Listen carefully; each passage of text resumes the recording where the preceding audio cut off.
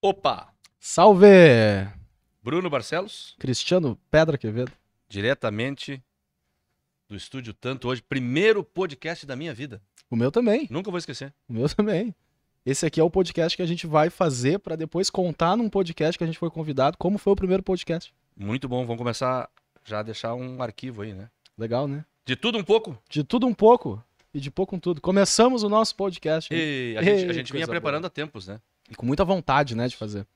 Coisa Começamos, boa. Agradecer desde já o apoio, né, da Pommier, do Pommier. Pommier, supermercado Pommier, lá de Gravataí. Um grande Alô, abraço. Gravataí. Gilmar e Kelly. E a gente esteve lá visitando o Gilmar e a Kelly num galpão maravilhoso da família. Fizemos uma família baita Pommier. live lá, né? E a família Pommier, o Gilmar é natural de Santo Antônio da Patrulha, de Olha onde aí. estamos falando. Olha aí, estamos em Santo Antônio da Patrulha, Rio Grande do Sul. Ei, coisa boa. Brasil, terra Terra da boa. cachaça, rapadura, sonho. E de gente bonita, né? Tirando a gente. Eu sou de Piratini, por isso que eu vim pra cá. Por isso que deu Eu errado. pegava um pouquinho da beleza. Tá certo. Tá Abraço certo. pra Piratini, minha terra. E, bueno, estamos iniciando aqui, então, um sonho. Vamos ter uma longa jornada aí de amizade, parceria. Queremos muito o feedback de vocês, né? É isso aí, gente. Eu falei Se inscreve- Feedback. Não, Que bonito, hein? Tá letrado, né? De tudo um pouco, podcast. Deus me livre. Essa logo maravilhosa aqui que foi criada pra gente. Ficou muito bom isso, né? Do senhor. Cassiano Gustavo. Cassiano. Aqui do Estúdio Tanto. Um abraço pro Gui. Gui Vargas, nosso diretor, tá lá atrás nas máquinas. Tamo junto. E estamos em Santo Antônio da Patrulha. Eu- Cara, eu tava com muita vontade desse podcast. Para Meu quem não Deus do sabe, céu. eu comecei minha vida no rádio. Né, isso já se vão. Minha vida profissional, né? No rádio. E Rádio Nativa FM de Piratini, 1992. Sabia que eu estou na rádio? Tu está em Itapuí? Toda segunda-feira eu tô lá na Rádio Itapuí, aqui de Santo Antônio da Patrulha, com um quadro sobre cultura. Maravilha. E sou um cantor, compositor gaúcho, né? Faço música gaúcha Sim. há mais de 27 anos. E eu no teatro, né? Atuando aqui, carrego as marcas do teatro na pele. Teatro, cinema, TV, já tive por vários lugares atuando e levando interpretação e emoção para as pessoas, me aventurando na rádio. E quando eu comecei, faz um ano que eu tô lá na Itapuí, comecei na rádio, comecei a assistir podcast e eu pensei, disse, cara, é para mim. Nunca fiz também, é o primeiro, mas é para mim e tô apaixonado por isso e quero continuar. Começamos bem. Mas nós não vamos fazer sozinho, né? Não, senão não tem graça, ninguém assiste. Tan, taran, tan. Nosso Que soem os tambores agora. primeiro entrevistado. Aê, que coisa boa! César Augusto César Augusto, essa Shell Opa, Freire. César Augusto Shell Freire. Isso. Acho que ninguém conhece por esse nome. Não, impossível, né? Mas o Freire, né? Freire eu já... Freire já deu uma antenada Já deu, aqui. né? Já sei quem é. Guto Freire. Arre! Nosso primeiro entrevistado, Ginete Freire de Ouro, gaúcho de Passo Fundo, tchê. Passo fundo. Isso. Isso aí. E patrulhense de coração.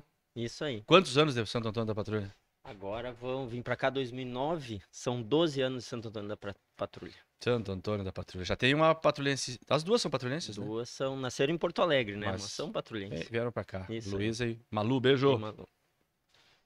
Que legal. Guto, seja muito bem-vindo aqui. Que prazer te receber nesse primeiro podcast aqui. A nossa cobaia, foi isso que tu falou, né, Quevedo? Cobaia. A Muito nossa obrigado. cobaia. Eu tô muito feliz pelo convite. Tinha que, É bater tinha que bater na porta de um amigo, né? Tá certo, é. meu primeiro também, né? Meu Coisa primeiro boa. podcast. Olha aí, que Primeira legal. vez que tô participando de um. E é a primeira vez os três aí, de tudo um pouco. Parabéns aí pela iniciativa. Obrigado. É um prazer enorme estar aí. Já Olha aí. começou a... Começou bem. Tu vai falar de tudo ou um pouco? Muito bem. Eu né? tô num podcast de tudo um pouco. Não me ligue agora. Tô entrevistando o Guto Freire, tá? Olha aí. Eu pago a conta depois. Respeita esse momento, né? Meus credores. Tá certo. Já, respeita já me esse assistiram e já começaram a me cobrar. Já viram que tá aí? Já viram que tá aqui e me correram acharam. momento. Pois é, então não vai parar esse telefone nunca, né? Não, Mas parou. o- Ligar. Eu parei ele. Tu parou aí? É. Guto, eu vou fazer uma pergunta assim, bem clichê pra começar, porque eu tenho curiosidade, não é o meu universo, os cavalos, mas acho muito legal. Como é que foi esse negócio? Como é que tu começou, assim? De onde veio essa vontade do cavalo? Poxa, isso aí assim eu veio desde lá de criança. Eu acho que toda criança quando tem esse contato com o cavalo é magnífico, né? Ele encanta muito assim. Então eu desde criança assim me encantei pelo cavalo em si. Comecei a montar com 6 anos de idade, novo. Minha família não tem ligação com o campo, não tem Olha. ligação com criação de cavalo, com nada.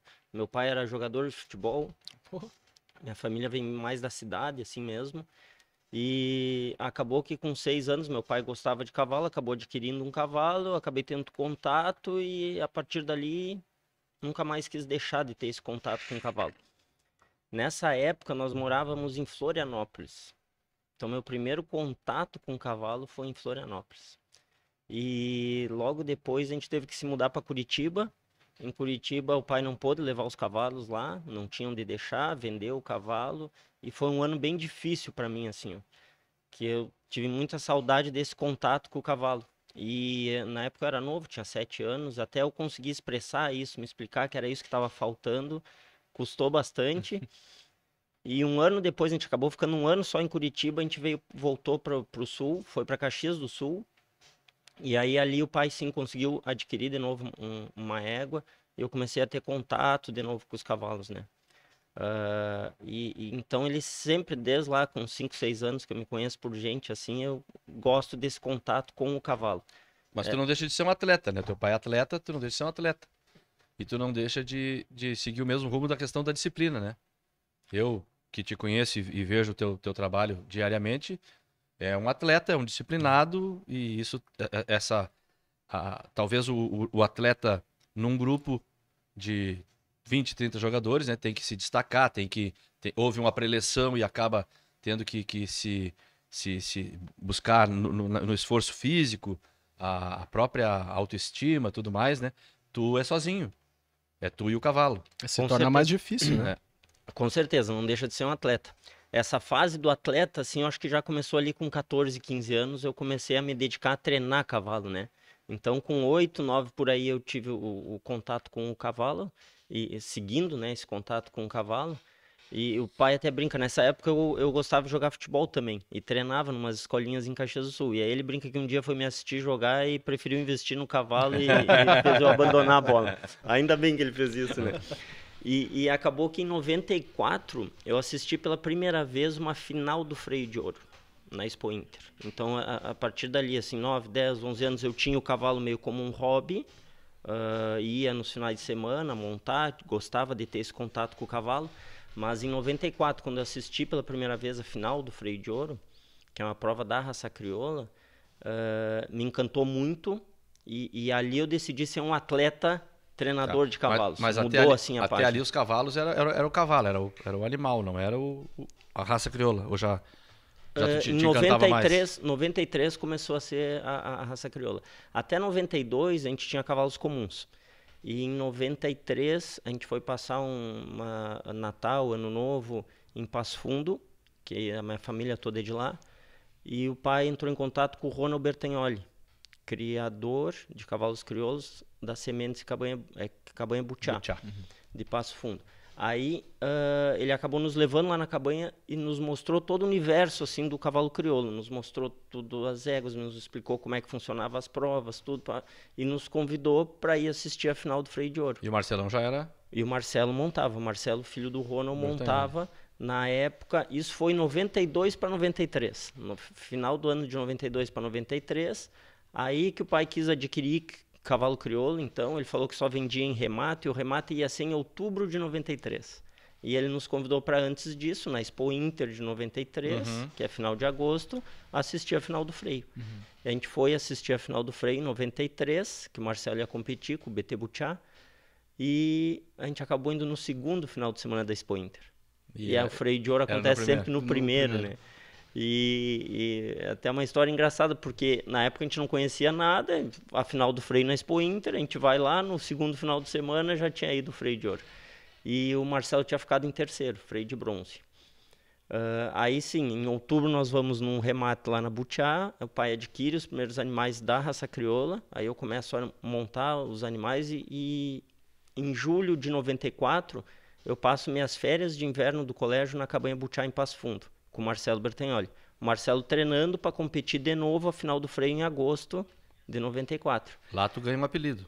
Ali eu ganhei um apelido. Que o Guto consegue ter o apelido do apelido. E aí o prefixo do apelido. Toda a língua portuguesa de apelido. Quando eu disse que morava em Santo Antônio, perto do Guto, lá em Passo Fundo, o Marcelão Bertonelli, que é meu amigo, também amigo do Guto, disse, o Graxaim. O Graxaim.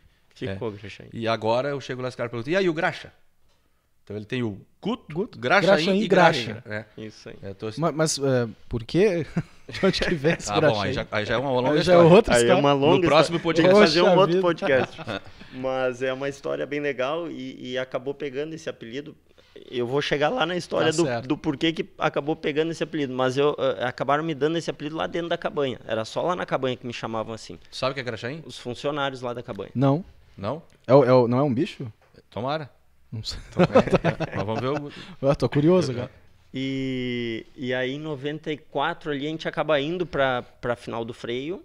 A gente acerta o primeiro final de semana da Expo Inter, a primeira final do freio de ouro que eu vou assistir, e o Marcelo Bertagnoli compete com o BT Butiá e ganha essa final. Então era um cavalo ali que eu poucos dias antes estava ajudando a cuidar, a escovar, via o Marcelo treinar, acompanhei tudo e depois ver ele conquistar a prova.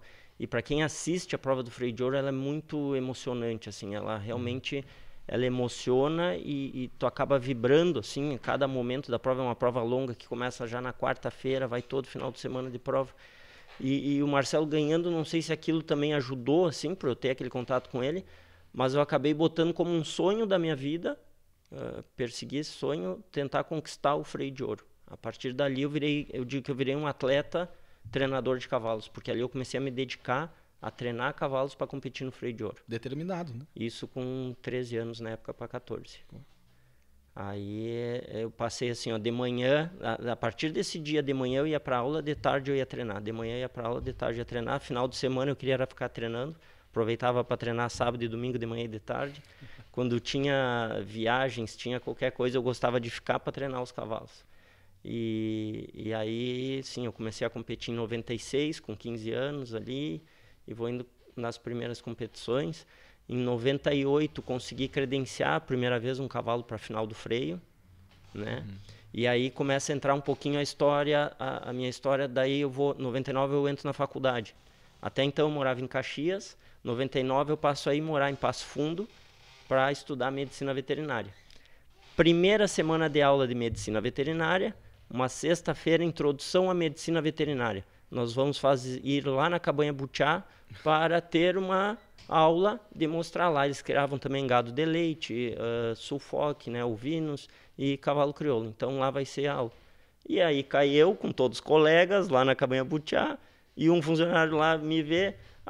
O Graxaim aí, não sei o que. A parte dos cavalos crioulos, vou deixar que o Graxaim explique, porque ele sabe mais. Nunca mais. E aí pegou na faculdade e aí nunca mais, né? Aí nunca mais. Mas o Graxaim. Da onde? Eu quero aprender agora. Do animal, o Graxaim. O Graxaim é um cachorro do mato, assim, que caça, e diz que quando ele vai caçar, ele gosta de ficar olhando para a presa e analisando a presa para depois dar o bote. E aí eu às vezes tenho mania de parar olhando assim e paro o olhar ali, às vezes até nem tô pensando naquilo, tô voando assim, pensando em outras coisas, mas por isso aí de eu ficar olhando e parar o olhar, daí que veio. Mas esse voando, tu acha que tu te desconcentra? Ou tu tá concentrado? Não, tô concentrado em alguma outra coisa. Isso aí. Alguma outra coisa, mas exige muita concentração o teu trabalho. Com certeza. Porque com certeza. O teu aluno é um animal, né? E se tu estiver inseguro ou tu não passar, né? Isso eu aprendi nos DVDs do Guto Freire. Tem o DVD Guto Freire, DVD do Guto Freire. Tem no YouTube também, mas vamos procurar o DVD do Guto Freire. Tu tem essa... tu explica isso, né? O animal precisa ter confiança em ti, né? No teu movimento, no que tu vai passar para ele para corrigir, né?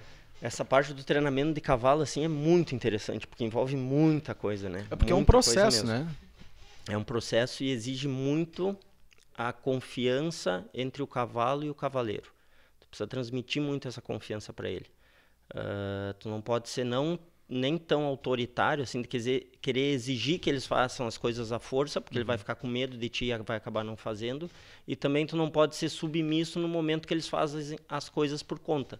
Porque o cavalo é um indivíduo que tem vontade própria. E aí daqui a pouco ele pode ter vontade de não querer fazer aquilo que ele precisa fazer na hora da prova. Então, na verdade, tu precisa de muito treinamento e confiança entre o cavalo e o cavaleiro para poder executar todos os movimentos certos na hora da prova. E exige muito treinamento, né? Muito treinamento mesmo. E esse começo, assim, quando tu recebe o cavalo, qual é o passo inicial para esse treinamento? Assim? Encilhar.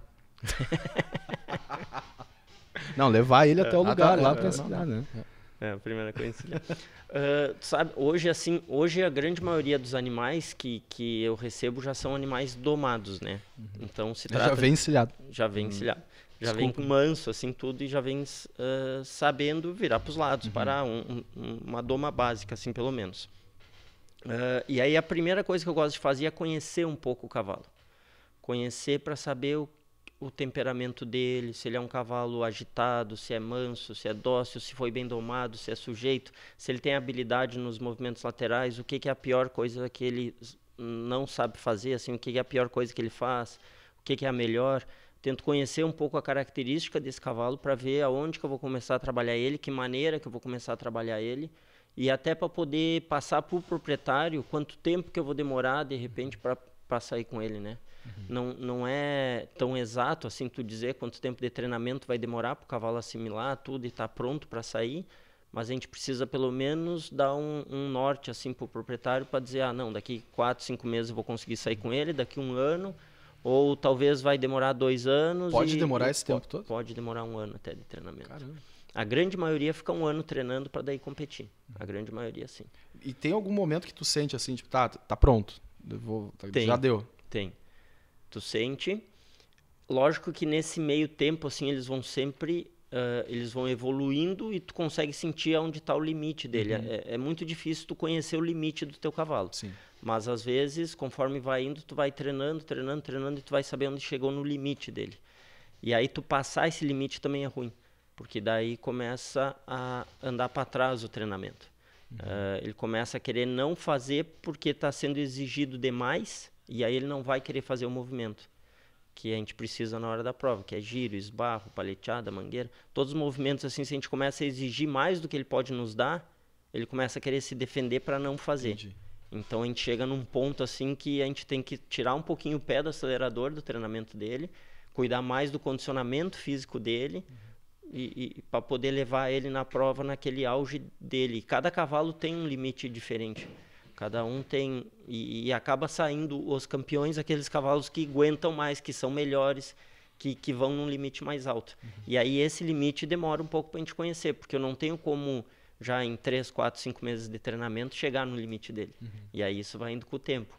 Então a gente consegue ver se ele é um cavalo bom, manso, inteligente, se tem habilidade, se tem todos os quesitos assim para fazer uma prova boa.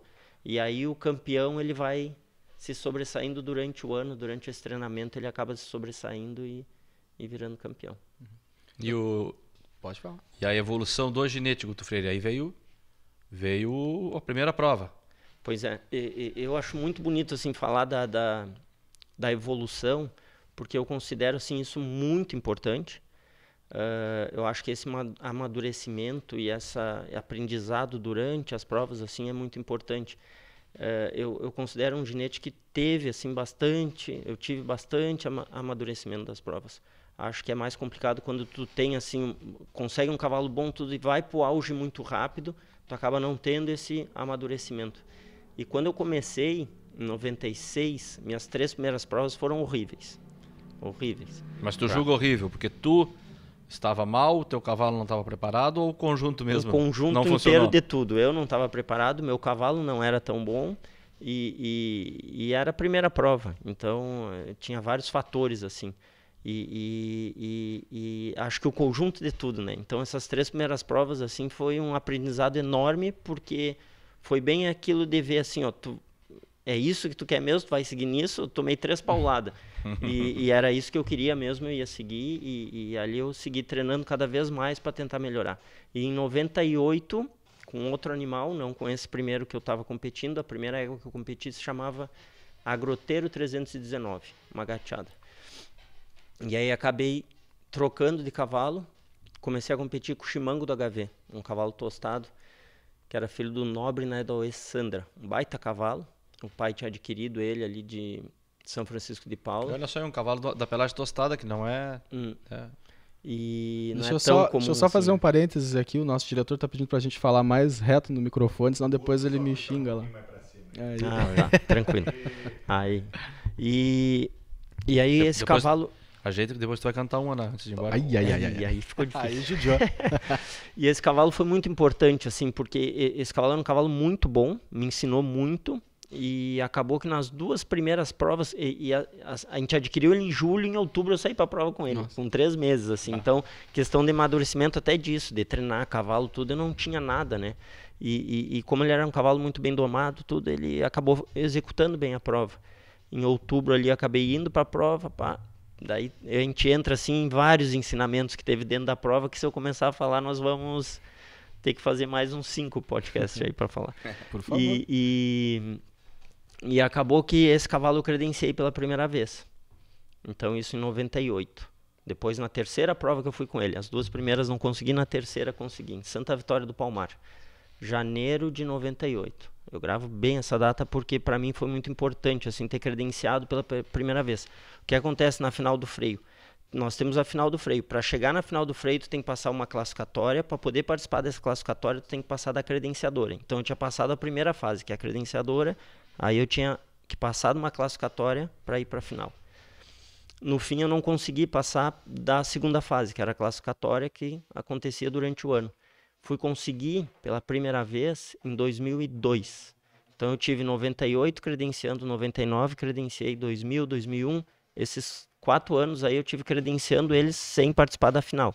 Não tinha conseguido classificar. E aí em 2002 eu consigo classificar pela primeira vez um cavalo para a final do freio. Aí é uma emoção diferente também, porque daí eu ia estar participando no palco maior da raça, que era lá na Expo Inter, a final do freio, aonde lá em 94 eu tinha assistido pela primeira vez a final do freio, depois fui todos os anos assistir. Meu sonho era ganhar, né? Mas eu ainda não tinha oportunidade de estar naquela final, não tinha conseguido classificar um bicho para estar naquela final, e em 2002 consegui isso pela primeira vez. Então foi uma emoção enorme, foi muito importante assim na minha carreira, porque até ali eu montei animais que eram de nossa propriedade, animais que o pai tinha comprado. Essa égua que eu monto em 2002, que corre a final do freio, ela nasceu em 95, foi o RP01 da nossa criação, se chamava JC Atrevida, era filha do Santa Elba Comediante, que era o reprodutor-chefe da Cabanha Butiá. O pai acabou adquirindo a mãe dela, prenha do Comediante, por estar prenha do cavalo que era o reprodutor da Butiá. E aí nasce essa égua, RP01, quando ela tinha 3 anos, ela nasceu em 95, 98, 99, eu domei ela. Então foi dos primeiros animais que eu domei desde o início, fiz a doma, os outros a gente tinha adquirido já domado. Então ela eu começo a fazer desde o início ali a parte da doma, e aí em 2002 consigo classificar ela para a final do freio. Então isso também assim foi muito importante por ser uma égua RP01, primeiro animal da criação, um dos primeiros animais que eu tinha domado, fiz todo o treinamento dela, toda a base e consegui estar na final do freio com ela. O caminho até chegar nessa primeira final do freio, todos os anos eu fazia curso, todos os anos. Em julho, nas férias de julho, eu ia para a Cabanha Butiá, fazer curso com o Marcelo e aprender com o Marcelo, e em janeiro, fevereiro eu ia para algum outro lugar fazer curso. Então, sempre buscando melhorar, buscando aprender. E aí, em 2002, consegui classificar ela. Quando classifico ela, na época eu estou morando em Passo Fundo. Em 99, eu fui para Passo Fundo fazer faculdade, né, de veterinária. Fico lá em 99, 2000, 2001, 2002. Estou morando lá em Passo Fundo, classifico a égua. Começo a ter oportunidade de montar animais que não eram da minha propriedade, né? Pessoas, proprietários de cavalo, querendo me mandar o cavalo para treinar, para eu tentar competir a final do freio com eles. Ali foi o último ano que eu montei animais que eram nossos. A partir dali eu decidi que eu ia começar a montar animais de terceiros, cobrava para aquilo, já comecei a ganhar com aquilo, ao invés de gastar com o meu cavalo em ração, alimentação, viagem, inscrição da prova, tudo que é uma despesa grande, eu começo a ganhar para competir, já começo a direcionar um pouco o meu trabalho para ser rentável também. Me dedicava muito ao treinamento até ali, mas eu não tinha o retorno financeiro. A partir dali começo a ter. Como todo começo, um retorno bem menor, né? mas ali começo a montar daí animais de clientes e graças a Deus dali de 2002, todos os anos eu comecei a classificar animais para final do freio. Então foi um passo importante assim, porque daí eu comecei a amadurecer também como treinador, como apresentador de cavalo, que também é uma coisa é tu treinar ele em casa bem e outra coisa é tu chegar lá e competir e mostrar aquilo que tu tá treinando em casa conseguir fazer na prova. Então isso é uma outra coisa muito importante, é quase como aqueles jogadores de futebol que treinam bem, mas chega na hora do jogo não joga bem. E isso na parte do treinamento, na parte de apresentação com os cavalos, tudo, tem bastante esse problema e tu tem bastante problema até com o próprio cavalo. Tem cavalo que treina bem e na hora de apresentar, na hora da prova, não compete tão bem. Então tu acaba conhecendo também esse lado do cavalo. E em 2002 eu fiz um curso muito bom no começo do ano, que eu acho que assim me ajudou muito a aumentar e poder passar da classificatória ali, que foi um curso com o Janco Salgado, que é um treinador de São Paulo, treinador de uma modalidade de rédeas, treinador que me ajudou muito, assim, porque eu já tinha feito um curso com ele em 96, mas 96 eu não tinha aquela bagagem de carreira de provas, eu tinha corrido uma prova só, não tinha treinado tantos cavalos, não tinha corrido mais provas, e acabou que de 96 até 2002, esses 6 anos, eu passei os 6 anos competindo e treinando, mais animais, competindo em várias provas. Aí minhas dúvidas... Absorveu melhor. Absorvi muito melhor e minhas dúvidas muito maiores do que eu precisava esclarecer nesse curso que eu fiz com ele em 2002. E ali eu acho que foi um divisor, assim, também na parte de aprendizado. Aprendi muito com ele. Ele é um baita treinador, um baita professor.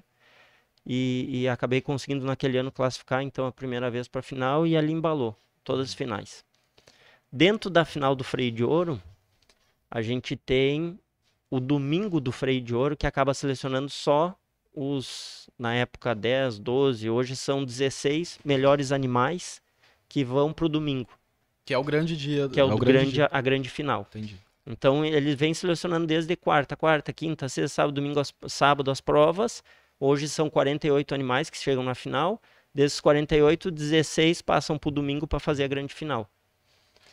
E aí até 2008, eu não tinha conseguido passar para a grande final. Até 2008 eu tô ali batendo na trave para passar e 2008 eu consigo pela primeira vez classificar para a grande final. Então é outro ponto assim importante assim da carreira, realização também. De realização da carreira. E tu pegar ali... Mas sempre no mesmo pique. Ou no momento tu achou que... Puxa, não, sempre no mesmo pique. Desde 96 sempre. Da primeira credenciadora ali até 2008, que são 12 anos... cada vez aumentando mais o pique para tentar chegar a conquistar o freio. Então a gente vê assim o crescimento que foi indo, sempre credenciando, depois sempre classificando, depois de 2008 consegui entrar para a final do freio, para finalista do domingo, né? Em 2005 eu me formei, eu acho que acaba ali também tendo um divisor grande, porque até 2005 eu acabava conciliando o estudo com o treinamento dos cavalos. Então, durante o colégio, eu de manhã ia para o colégio, de tarde treinava cavalo. Depois, durante a faculdade, eu tentava conciliar o treinamento dos cavalos com as aulas na faculdade. E aí não conseguia me dedicar 100% ao treinamento dos cavalos, que é muito importante também. Conseguir montar de manhã e de tarde neles, fazer uma rotina de treinamento todos os dias, tudo isso é muito importante. E acabou que depois de 2005, eu me formei, acabei fazendo meu estágio curricular em condicionamento físico do cavalo atleta. Então, uma outra coisa que me ajudou. Fui para São Paulo, fiquei 3 meses lá na Universidade do Cavalo, junto com a Luiz Marins. E a gente fez um trabalho, um estudo em cima do cavalo para a prova do Freio de Ouro, cavalo crioulo, em Sorocaba. Levei animais da raça crioula para lá, animais que eu estava competindo aquele ano. O SBT Butiá, que é do Turra, e a Geleia Ico. Esses 2 animais subiram comigo. A Geleia do Felipe Serena, lá de Passo Fundo, e eu fiz o estágio em cima deles, um trabalho de condicionamento físico com eles, em 2005. Me formei, 2006, 7, 8, esses 3 anos eu fico em Carazinho, no parque, lá no Sindicato Rural de Carazinho, tem uma baita de uma estrutura boa de pista, mangueira, cocheira, e aí acabo me dedicando 100% ao treinamento dos cavalos. Lá em Carazinho, tu foi enfrenado. Lá acabaram Me domando. Dona Alice. Ah, foi lá? Lá que eu conheci minha esposa. Dona Alice Knopp Freire. Lá ele aprendeu que ele também tinha rédea. Isso aí. Hoje ele sabe Foi que tem domado. rédea. Lá eu fui domado. Lá eu conheci minha esposa. E acabou que então esses 3 anos lá, 2006, 2007, 2008, eu começo a me dedicar só ao Só pra treinamento de isso. cavalos. Achei que era a esposa. Aí começou a tentava dividir. conciliar com a esposa. Trocou o estudo pela esposa Mas ali. olha que conseguiu. ela aguentou bastante, tia. Ela aguentou bastante, porque eu acho que foi assim, até 2016, a minha história vai indo, assim, nós vamos contando, eu me dedicando muito aos cavalos, muito mesmo.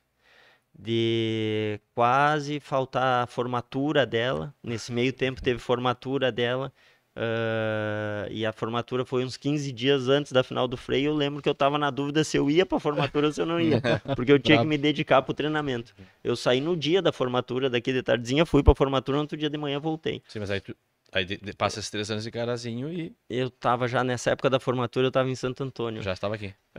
Eu fico esses 3 anos em Carazinho, uns 3 anos importantíssimos, assim, porque ali eu comecei também a ter mais volume de cavalo para treinar.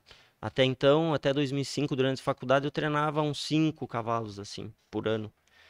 Ali eu comecei a treinar 20 animais por ano. Já no começo, assim, no primeiro ano, no segundo, no terceiro ano eu estava com quase 40 animais treinando. E eu tenho muito até hoje. Hoje eu não consigo treinar esse volume de animais, né? Mas eu na época tinha comigo que cada cavalo me ensinava. Cada cavalo eu aprendia um pouco com eles. E realmente cada cavalo nos E ensina. esse treino por dia, assim, quanto tempo pra cada? Ai, depende muito. É? Depende muito de cada cavalo, depende muito o que tu vai treinar. Mas eu, em particular, desenvolvi assim a parte que eu gosto de treinamento, treinar eles 2 vezes por dia e um treinamento leve. Prefiro assim, ó, ficar 20 minutos de manhã, 20 minutos de tarde em cima dele do que 1 hora só de manhã. Prefiro dividir o treino 2 vezes, até porque quando começa a cansar, eles começam a ter mais dificuldade de aprender. E às vezes não estão executando o movimento que a gente quer por estar cansado. E a gente acaba exigindo deles, No momento eles errado. não vão atender, não vão conseguir fazer por estar cansado, e a gente acaba não tendo resultado. E basicamente assim, ó, no treinamento, eu tento melhorar um pouquinho a cada treino, a cada dia. Então, se tu dividir em 2 treinos, melhorar um pouquinho 2 vezes por dia. E procuro que esse treino sempre termine com uma melhora. Para ele ter a recompensa e ele saber que ele terminou o treino, essa recompensa vai ser o término do treino porque ele fez uma coisa certa e não uma coisa errada. Se tu parar o treino com ele fazendo uma coisa errada, ele vai achar que aquilo é o certo e o treino seguinte ou amanhã ele vai querer fazer o errado para acabar o treino. Então, eu me baseei muito nisso aí, assim, no treinamento dos cavalos. Então, varia muito do que eu tô treinando com ele e o que ele tá me respondendo. Às vezes, chega a dar uma montada, assim, ó, que eu vou lá, por exemplo, um esbarro bom, passei uns 13 dias treinando com aquele cavalo, e aquele cavalo não me esbarrando bem, não esbarrando bem. Hoje eu montei ele, em 2 minutos ele foi lá e deu uma esbarro bom. Eu apeio, deixo e ali terminou o treino. Entendeu? Claro. O esbarro. O esbarro. Como é que é uma posição de esbarro? Tu chega perto do cavalo e esbarra nele. Esbarra nele. Esbarro. No teu caso. No meu caso vai ser assim. Ou ele esbarra em ti. É mais fácil ele esbarrar em mim do que eu nele. O esbarro, ele vem É um movimento na que a gente velocidade. vem, isso aí, correndo, e ele freia bruscamente, assim, ó, com os 2 posteriores. Eu faço isso. A gente vai fazer Eu um podcast. como Vamos terra. lá gravar. Eu como terra. É de tudo um pouco, né? É. Eu tenho Tem que 2 entender. histórias. Vou deixar o Guto tomar um chimarrão se quiser. Eu tenho 2 histórias com cavalo na minha vida. Pode tomar chimarrão. Até hoje, assim. Agora tá frio, né? Agora esfriou. A primeira, quando eu era criança, a minha mãe e meu pai me levaram pra tirar uma foto num pônei. E aí eu subi no pônei e não tirei a foto, de tanto que eu gritava de desespero pra me tirar de cima. Imagina o pônei, o cagaço que tava. O pônei tava no... Bicho, era muito alto aquilo. O É pônei. sério, né? Claro, era Aham. muito alto. E eu gritava, eu me lembro até hoje do desespero de soluçar com medo do pônei. E a segunda, eu já sou agora mais velho, foi aqui, ó, uns 2 anos atrás. Me chamaram pra um teste, pra um filme. E aí. Tinha o pônei. Não, não, pô. não, se tivesse o pônei eu recusava na hora, bicho. E aí me chamaram pra fazer ali o teste e tal. Já era essa coisa por vídeo, que tu manda o teste, tu não precisa ir lá fazer. E aí a produtora de São Paulo mandou uma mensagem pra mim e disse assim, olha, faz um vídeo aí e tal, e eu quero que tu conte a tua relação com o cavalo. né? Porque no filme lá tu vai andar a cavalo e tal, tu mora numa fazenda, me contou a história. E eu gravei, tipo, um baita teste, assim, ó. Eu vou tomar um mate. Por favor. Não, a relação com o cavalo. A gente tá iniciando um podcast aqui, eu tô descobrindo coisas. Não, mas Tá. agora ela vai, se assistir, ela vai saber, né? Mas a minha relação com o cavalo. E aí eu fiz um vídeo, cara. Eu bem assim, minha relação com o cavalo começa na fazenda dos meus avós. E eles nem têm fazenda. E eu comecei a inventar uma história, assim, tipo, porque o cavalo, desde pequeno, eu me criei em cima do cavalo, não sei o que. Cara, eu inventei uma baita de uma mentira que não colou, porque eu não passei no teste. Mas os meus pais assistiram e acharam o máximo. Na verdade, quem tava o diretor desse filme era o dono do pônei. Mas aí é perseguição. Esse cara quase infartou meu pônei. É perseguição comigo, né? Com pônei. Eu tenho medo de cavalo. Tá. De verdade, eu tenho medo. Mas se nós, eu na pessoa do não, Guto nem, Freire, nem pagando, pra nós nem lá, pagando. Eu tenho medo. Guto Freire, Nem pagando. Não, eu vou com o maior prazer, mas nem pagando. Eu sou e um pônei. Se eu falar que não, eu vou pagar amigo. Viu Eu como é tenho de- medo. Viu como é de tudo um pouco? Petiço. Petiço já é um pouquinho maior que É o um pônei. pouquinho maior que o pônei. É. Não, mas se o pônei eu já tenho medo. Um precheirão, então, tu não... Não Não sei, chega não, perto. não sei nem o que é. Ele tem 2x2. Não, tá doido. Eu tenho medo, de verdade. Assim, tenho medo, não sei se eu tenho medo de cair ou que ele saia disparado, porque o carro é fácil, tu freia. Ali eu não sei o que tem que fazer. Eu já minha Puxar. relação foi diferente. Eu tinha um tio lá no Cancelão, lá em Piratinha, que tinha um bar. E nós tava tudo no bar, assim, do meu tio... Bebendo, Eu não ia dizer pra... Água. Né, tem horário. claro. Não água. sei se pode dizer que eu tava bebendo. Mas Não. eu tava. Aí tava todo mundo ali, chega um cavalo, e vai direto, meu tio era o bolicheiro, entra direto no meu bolicheiro e pediu uma cerveja. Ah, nossa, Peraí, todo mundo levou Quem é que pediu a o cerveja? cavalo, pediu uma cerveja. Deu aquele pânico no boteco, né, tio? E aí o cavalo virou aquela... Na época não tinha long neck, ainda era um litro. Uma garrafa, assim. Patrulhense. Não é, mas eu já faço uma propagandinha. Já né? foi a propaganda. Já valeu, cara. Já E aí, Everton, depois te mandamos Cadê ela o aqui? boleto. Aí mandou. E aí, tá todo mundo ali, 2 velhos infartaram e outros saíram correndo, né? E saiu aquele cavalo, porta fora, eu digo, não, só um pouquinho, senhor. Por favor. Né? O que tá acontecendo aqui? E nisso o cavalo perguntou pro meu tio, quanto é que é a cerveja? E meu tio, 20 pila. O cavalo puxou 20 pila e entregou e disse, não, só um pouquinho. Eu nunca vi um cavalo tomar uma cerveja. E ele gritou pra mim, não, e por esse preço tu nunca mais vai ver. Nunca mais tomar. Foi minha relação com o cavalo também. Mas tu não anda que vê do cavalo? Eu sou praticamente um auxiliar do Guto. É mesmo? Enquanto ele vai, eu fico fazendo mate depois. Auxiliar, né? Tá certo. Então nós vamos, eu e tu lá andar a cavalo. Vamos correr boi junto. Correr boi é É a paleteada ali. paleteada, É. né? Vamos? Vamos lá. Vamos. Vamos. Vamos ter Com que a- gravar essa. Com a ambulância do lado, por favor. Deixamos. Mas ô Guto, desculpa, eu te atrapalhei? Não. É que a gente tá aprendendo ainda no podcast, né? Não. Acho que tava aprendendo a andar a cavalo. Não, mas eu tenho uma dúvida assim, treinar o cavalo, domar o cavalo é diferente. É diferente. São duas coisas É separadas. Porque diferente. quando falo em treinar, assim, eu na minha ignorância, eu fico imaginando lá o filme do Tempo e o Vento, o índio lá no cavalo e dando pau e ele pulando e fazendo negócio. Aquilo lá é domar. Aquilo Domar. ali é domar. Ah, tá. É a iniciação dele, ele é aceitar a encilha, aceitar os comandos, os primeiros comandos, de virar para os dois lados, aprender a domar. Hoje eu já não domo mais, mas na época também eu domava também. Ah, tá. Tanto que aquela primeira que eu corri o freio lá em 2002, fui eu que domei. Sim. Desde ali E eu foi segui... a última. E foi a última não. Não? Que eu domei? É. Não. Não, mas eu digo que tu domou e correu. Não.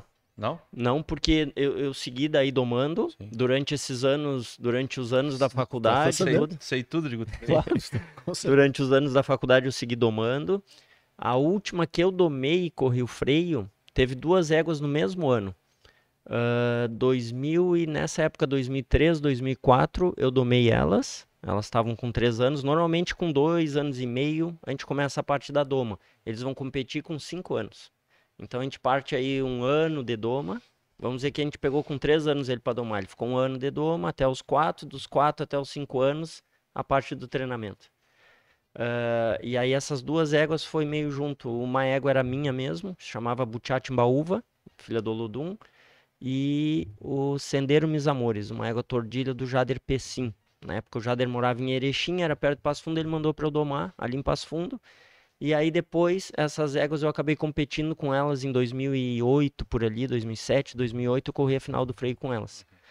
Foi dos últimos animais que eu domei e competi a final do Mas freio. até o cagaço do pônei do Bruno ali, nós estávamos em Carazinho. Daí tu vem pra Santo Antônio da Patrulha. Isso aí. Em 2008, até assim, ó, um detalhe também importante, 2008, quando eu corro a primeira final do Freio de Ouro, do domingo, né, a finalista lá do domingo, eu corro com a égua Tordilha, Sendeiro Mis Amores, que eu tinha domado em 2003, 2004, então um detalhe importante até, que a primeira égua que eu classifiquei pro freio era uma égua que eu tinha domado, e a primeira que eu corri o domingo era uma égua que eu tinha domado. E quando eu tô em Carazinho, primeiro ano lá, 2006... Tava bem estabelecido lá tudo. O meu padrinho, Pedrinho Orso, me convida para vir a Santo Antônio. Ele tem uma propriedade aqui. Canto dos Guilhermes. E conta do projeto que ele tem em fazer um hotel fazenda, construir um hotel fazenda. E junto com esse hotel fazenda, ele queria fazer um centro de treinamento de cavalos crioulos. Mas ele iria fazer o centro de treinamento se eu viesse para cá. Se fosse para outra pessoa vir, ele não iria fazer. E como é que estava a questão de eu sair de Carazinho e vir para Santo Antônio? Poxa, aí primeiro ano que eu estava em Carazinho, estava gostando de lá, já estava adaptado, já tinha conhecido a Alice, já estava meio que me enraizando por Carazinho. Mas a proposta era muito boa dele fazer eu podia desenhar como eu gostaria que fosse um exemplo desse treinamento, e ele ia construir, ter todo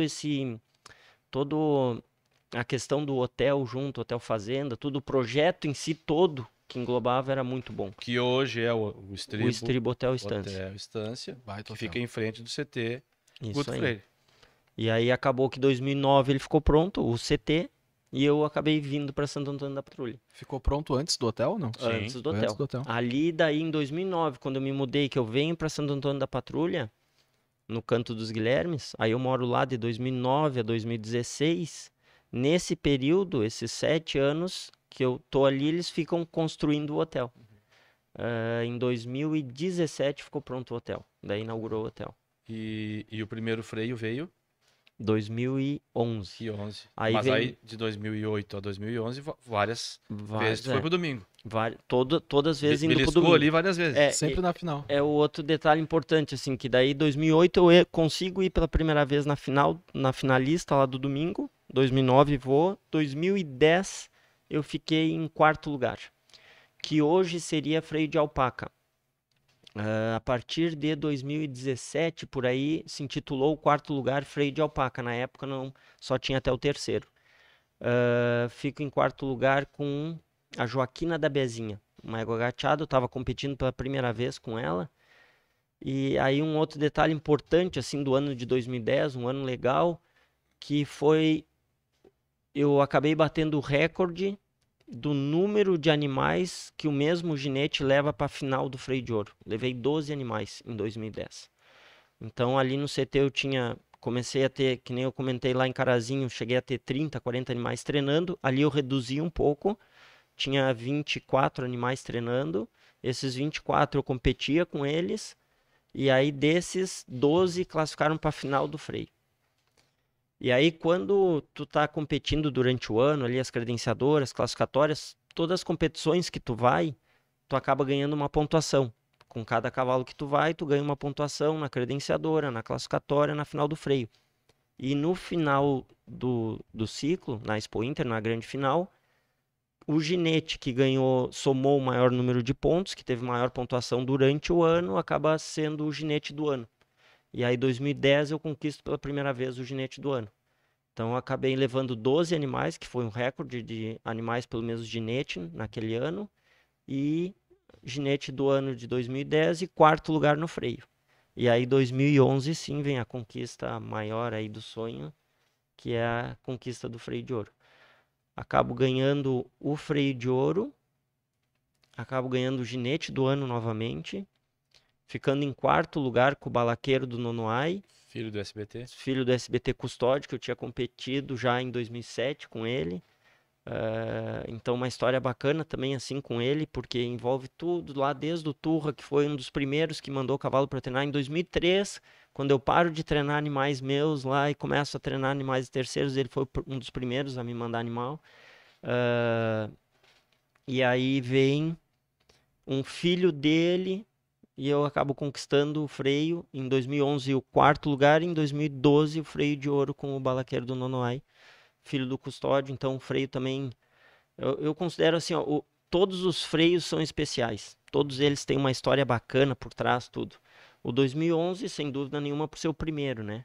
Primeira vez que eu conquistei o primeiro lugar, lá o lugar mais alto do pódio, o meu sonho, aquele que eu tinha lá em 94 assistido o Marcelo ganhar, tinha botado esse sonho na minha cabeça e acabou que, quanto tempo depois aí, a gente vai a 16, 17 anos. 17 anos treinando, né? Para conseguir conquistar uma a outra, primeira vez o freio. quase mais tempo do que tu... Mais tempo treinando do que o do sonho. Do que o do sonho. Tu era novo. Isso aí. Eu sonhei isso quando eu tinha 14, com 17 17 anos depois eu consegui conquistar. E com não 31. frouxar. E não frouxar. É isso que eu ia dizer, porque isso Esse é é o um exemplo sinal maior, de né? persistência, Com porque 30 anos. geralmente acontece ao contrário. Tu E estudar e chegar ali e não conseguir, mais... é natural a pessoa dizer, não, acabou, né? Não O que eu mais me identifico com essa história, e acho que talvez o Bruno também, Com certeza. e o Guto, que assim, ó, eu também, eu só quis cantar.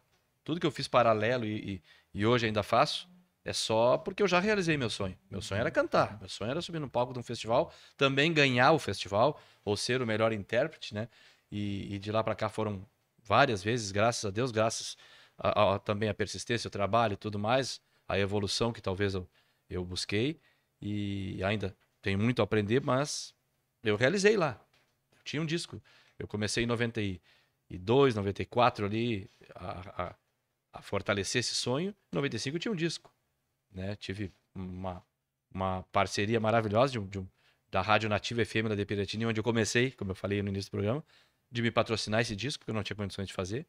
Então, em 95 eu tinha um disco, vinil, tá lá até hoje. Pô, então eu já realizei. Só que eu sempre quis ser isso. Eu nunca sonhei. E eu continuo não sonhando algo. Eu sonhava, ali em Piratini, sonhava ir para Pelotas, que tinha estúdio, que tinha.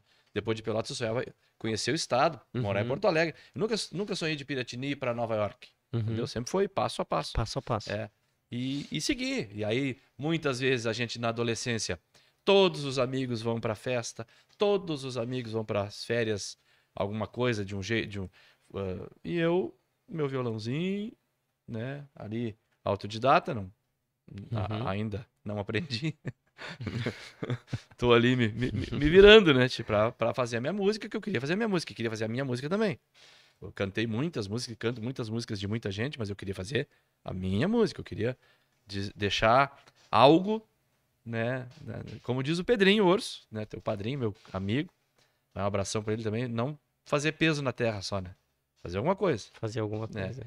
E era através da minha arte, e aquilo que eu faço até hoje. E acho que se Deus me permitir, é o que eu quero acabar esse ciclo aqui nesse plano fazendo, né? Então, isso me identifico muito com a tua persistência. 17 anos depois, mas tu realizou o sonho. Tu podia também, Bueno... Nesse meio caminho ter desistido. Em 10 anos desistir. Não, mas o que mais me chama a atenção também é que realizou o sonho. Tá, e agora? Não, agora eu vou de novo. Agora vamos de novo. Porque é um ciclo, né? O que o Guto participa são provas da raça crioula, mas é um ciclo. Começa logo ali em outubro, novembro no máximo, e termina em finalzinho, no primeiro fim de semana de agosto. Isso no aí. último de agosto, Isso aí. 1º de setembro. A gente considera nosso ano a Expo Inter, né? Expo Inter. Passou a Expo Inter, nós estamos já no outro ano. Isso, e aí já começa o ciclo de novo. Não tem como... Não vou parar agora. 60, 90 dias. Não, já. Eu acho que quem vê lá a parte final não vê toda essa trajetória por trás, né? Em qualquer área, quantos né? cavalos ficaram para trás, né? Quantos? Porque esse ginete que chega lá com um cavalo tem, como o Guto, que é um campeão em números, né? Mas assim, tem 15 que estão começando. Tem 15 que no outro dia tem que começar tudo de novo. Ele vai lá vence com uma máquina e tem dois lá, tem um que não sei nem se vai chegar. Mas ele tá lá treinando, ele tem que acreditar, né? Uma coisa que me lembraram esses dias até, que eu tinha esquecido já, porque para mim foi meio automático. Eu ganhei o freio num domingo lá em 2011, né? Terminou o freio no domingo. Na segunda-feira eu tava treinando. Tava aqui em Santo Antônio treinando os animais que eu competi em 2012. E sempre tem um pra dizer, mas tu tem sorte, né? Não, essa frase é clássica. Essa é clássica. Essa é maravilhosa. Boa, né? Esses dias eu participei, o Bruno acho que estava junto. Participamos de um evento aqui em Santo Antônio da Patrulha que estava o seu Jaime Miller, que é um grande... Um abraço, uma Jaime. pessoa maravilhosa, historiador, um colaborador com a comunidade aí. Enfim, outro podcast para falar do seu Jaime. Com certeza. Né? Mas assim, você é um ótimo fotógrafo. E tira fotos maravilhosas, principalmente do caminho gaúcho de Santiago, que é onde ele é o guardião. Aí.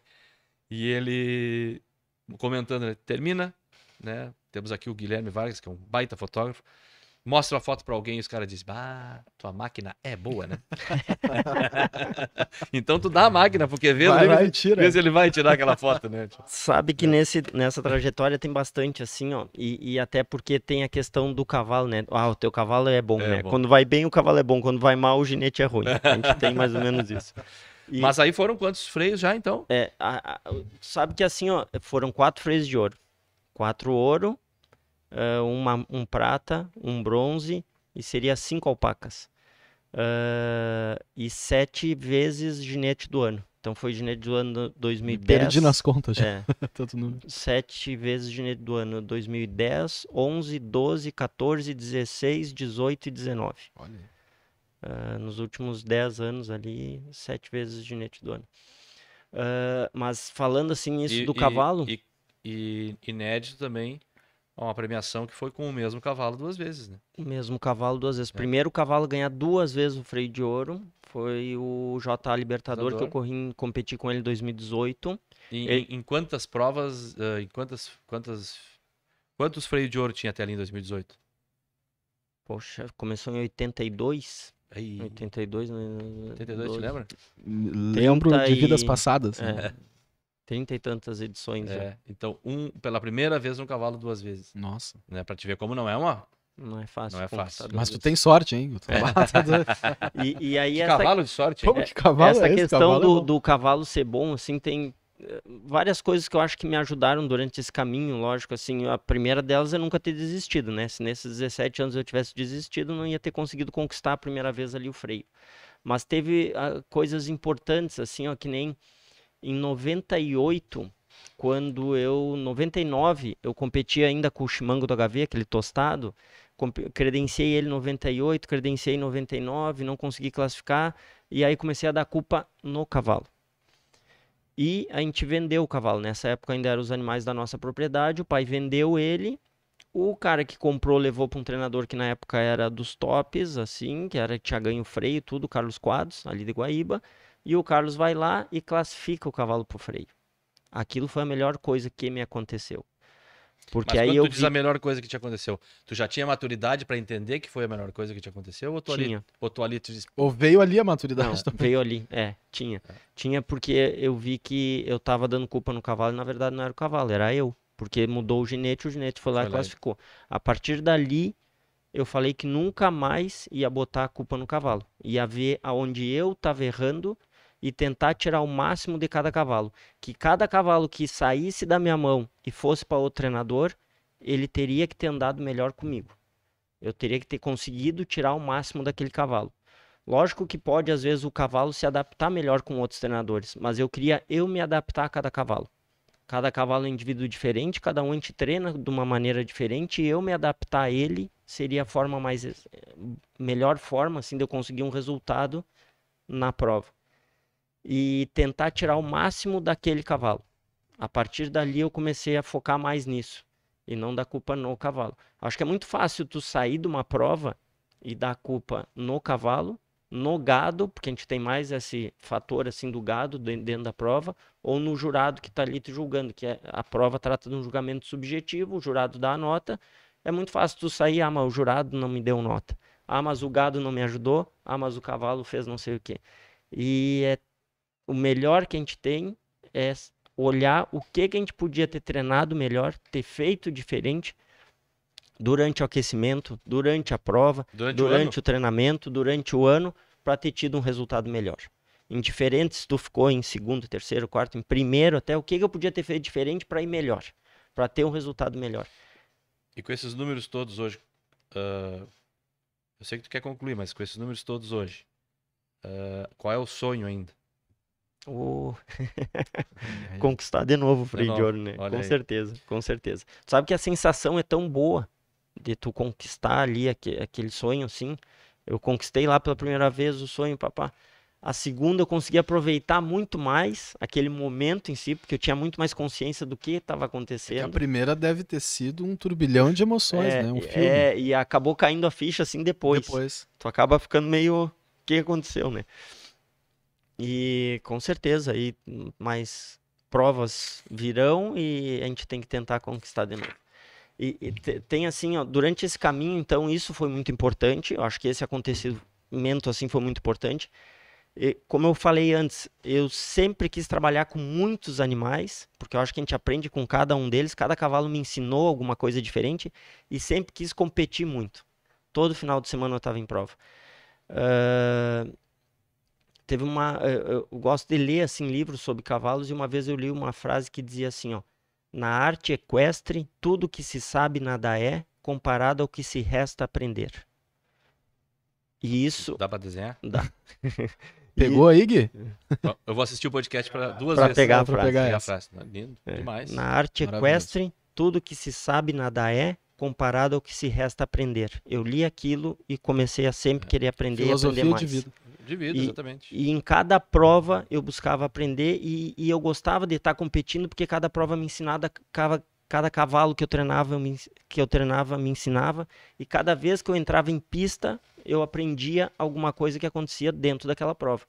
E aí acabava competindo muito, sendo que teve uma vez até um ciclo, agora eu não me recordo se foi nesse ciclo 2010 ou 2011 por aí, que eu tive 5 finais de semana sem prova durante o ano. Faz o cálculo de quantas provas eu corri no ano. Eu tenho anotado assim, eu agora não trouxe esses números. São 52 semanas. É. Né? 5 eu não corri. E não é assim, ó, 5 que eu... Descansou. Descansei, porque esses 5 eu tava em casa treinando. Não dá pra dizer assim, ó, são 5 finais de semana de folga, porque essas folgas não teve. Eu fiquei em casa treinando. E aí as folgas davam, às vezes, era Natal e Ano Novo, assim, que a gente às vezes tentava tirar uns diazinhos. Mas eu lembro, assim, de vários natais e Ano Novo, inclusive o Natal que eu conheci a minha esposa, eu estava treinando no dia do Natal, fiquei em Carazinho porque eu fiquei treinando no dia de Natal e acabei depois na noite conhecendo ela. Então foi o treino que deu a consequência de conhecer. Então ela não pode nem reclamar do treinamento. Então acabava me dedicando muito assim ao treinamento e eu acho que o resultado, a recompensa desse treinamento acabou vindo depois. Eu vejo tu falar e lembro de uma agora é sério, agora não é piada. Difícil, né? Lá em Piratini eu lembro do pai também. Eu tive o mesmo gosto por cavalo por causa do meu pai logo cedo, tudo quase igual, só que sempre a música foi mais forte para mim. E eu lembro que na minha época, e eu ouvia o meu pai conversar com os outros no galpão, nos remates e tudo mais, na minha época a frase que eu mais ouvia era assim: não, esse cavalo já foi mexido por outro, eu não pego. Hoje, tu não acha que, até pela tua própria experiência, o mundo maravilhoso seria tu pegar um cavalo desde o início, sempre, e tu domar e tu correr, ou tu acha que teria que, ou tu compreende isso, que não tem problema, pode outro domar? Acho que não tem problema, acho que pode domar desde que ele seja bem domado. Desde que ele seja bem iniciado, bem domado, não vejo problema nisso. Seria legal fazer um cavalo de novo desde o começo lá, porque a gente pega lá em 2002, os outros anos ali que eu corri os animais que eu tinha domado tudo, e eu fazer um cavalo realmente desde o começo, seria muito bom. Como eu acabo hoje só treinando animais de terceiros, assim, de proprietários, eles já levam esses cavalos domados, raramente vem para domar ali em casa. Tudo. E uma outra questão assim da doma, eu acho que a doma exige muito mais sequência do que o treinamento, muito mais. Um cavalo em treinamento, repare bem que eu falei antes que eu fiquei 5 finais de semana sem ir para a prova. Num cavalo em treinamento, o que eu fazia?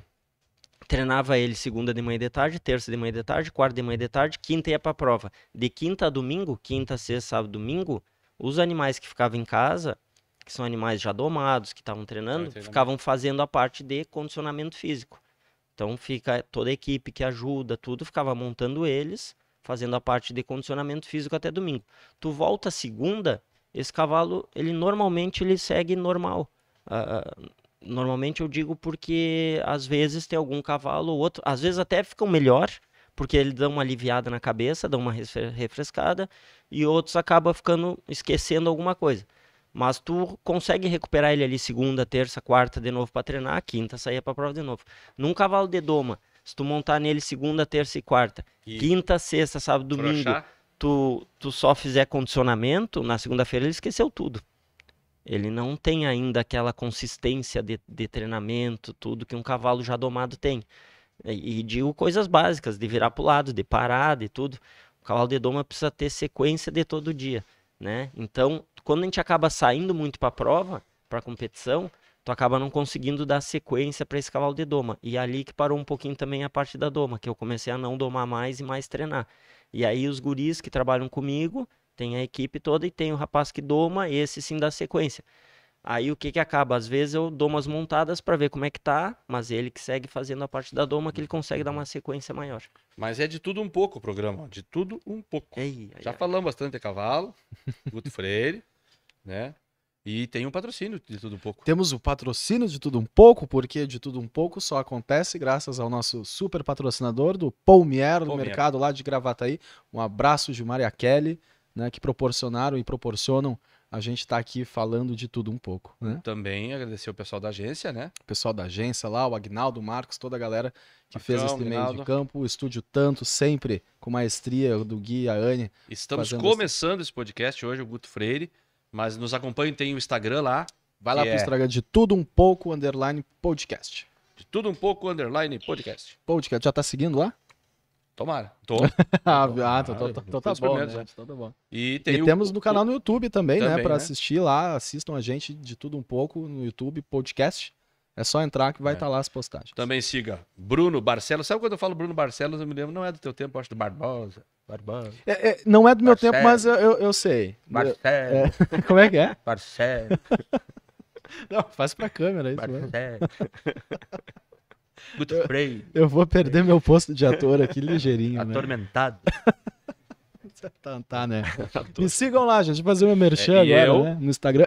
Eu, Bruno Barcelos, _. Mas eu vou contar, eu boto o eu na frente, porque uma vez uma colega minha de escola, no ensino médio, eu tava começando a ir pro curso de cinema em Porto Alegre, assim, e aí ela olhou pra mim um dia e disse assim, coloca o eu na frente, porque os famosos todos colocam o eu na frente. Coloquei e deu muito errado. Mas é eu, Bruno Barcelos, _, só procurar. Eu vou mudar agora, eu não sabia que eu era eu. Eu tenho que botar eu, Cristiano Pra Quevedo. saber que é tu. Porque eu sou Cristiano Quevedo. Tá certo. Muito fácil. Entre o Cristiano Ronaldo e o Padre Quevedo. Tô eu ali mateando com o Bruno Barcelos. Tá certo. É quase uma junção dos dois. O Rui toma mate com o Barcelos. Não dá o mate meio virado. E o Guto Freire, underline ou sem underline? Não, Guto Freire. Sem underline. Guto Freire 01. Isso aí. Arroba Guto Freire 01. E tem o CT também. Tem a do CT. @CT Guto Freire. CT, que é Centro de Treinamentos. Isso aí. Viu? Isso eu sei. Eu falei feedback hoje, que o pessoal nos dá feedback. Tá bonito isso. Estudou antes de vir, né? Saí do Ponche Verde em Piratini. Natália fez tu estudar lá. Olha, a Natália é quase um aginete freio de ouro. Pra aguentar. Ela me doma e me treina o dia. Pra aguentar. 8 anos no... Mas vamos lá. Na rédea. Ela também é persistente. Tá louco. Um beijo pra Natália. Vai mandar um beijo pra tua sogra? Minha sogra. Sandra. Mandar um beijo pros meus filhos, né? Joaquim, Maria Rosa. Isso aí. Beijo. Um abraço pra todo mundo aí. Ô, Guto... Tá, mas isso aqui não é podcast ou é uma quermesse, cara? Fica mandando beijo. Tem que angariar seguidores, né? Seguidores. Se não seguir, a gente não tem, né? Compartilha lá no WhatsApp, avisa que tem o Cristiano e o Bruno Barcelos. Né? E quem quiser patrocinar a gente também, entra em contato. Por favor, faça como o Paumier. Faça como o Paumier, porque a gente garante um podcast bom. De tudo um pouco, né? Deu o cavalo? Deu? De tudo um pouco. Cavalo deu. Depois eu quero voltar na história do pônei, mas aí é outro dia. Não, eu vou sonhar com o pônei, cara. Eu vou ter... Deus livre. Futebol. Mas eu quero ir lá conhecer, viu? Eu quero ir lá conhecer o CT do Guto. Achei que era um pônei. Não, o pônei eu dispenso. Tem prova de pônei ou não? Bárbaro. Poxa, não sei. Não, eu vi gineteada. De criança. Deve ter. É impossível tu saber isso, mas talvez saiba aproximadamente quando. É de tudo um pouco. Não, eu sei, não, mas eu tô rindo de uma piada que eu lembrei do cavalo. Tá. Inúmeras provas de cavalo no mundo, né? Tu participou já, Muitas. Alemanha, Eu participei de 2 feiras, que são as consideradas 2 maiores feiras de cavalo do mundo. Uma é na Alemanha, em Essen, se chama Equitana, e a outra Feira Cavalli na Itália, em Verona. São as 2 maiores feiras de cavalo do mundo. E é incrível, a quantidade de cavalo é uma Expo Inter, assim, o tamanho dos eventos é uma Expo Inter, só que toda ela dedicada a cavalo, todos os pavilhões, todo o tamanho da feira, várias é raças. tudo de cavalo, várias raças, do mundo inteiro. Alguma parecida com o crioulo? O próprio crioulo, né? O próprio crioulo nos 2 eventos Sim. estava, tanto na Alemanha sim. quanto na Itália. Sim, lembro daquele italiano que veio aqui. Uhum. É. Os 2 eventos. Na Itália, inclusive, teve uma edição do Freio de Ouro. Teve a primeira edição do Freio de Ouro Europa, em 2019. No nosso continente. Acabei indo Porque hoje tem competir lá. Argentina e Uruguai. Argentina e Uruguai muito forte. E o Chile, a questão do chileno, né? O Chile tem as competições próprias deles lá. Eles acabam não misturando, não adquiriram o Freio de Ouro. E Argentina e Uruguai tem o Paraguai também. Paraguai, Argentina e Uruguai tem o Freio de Ouro. Argentina e Uruguai muito forte. Em 2008 eu fui ao Chile e me chamou muito a atenção. Eu fiquei numa cidade perto de Rancagua, que é um centro de provas ali, acho que do cavalo ali.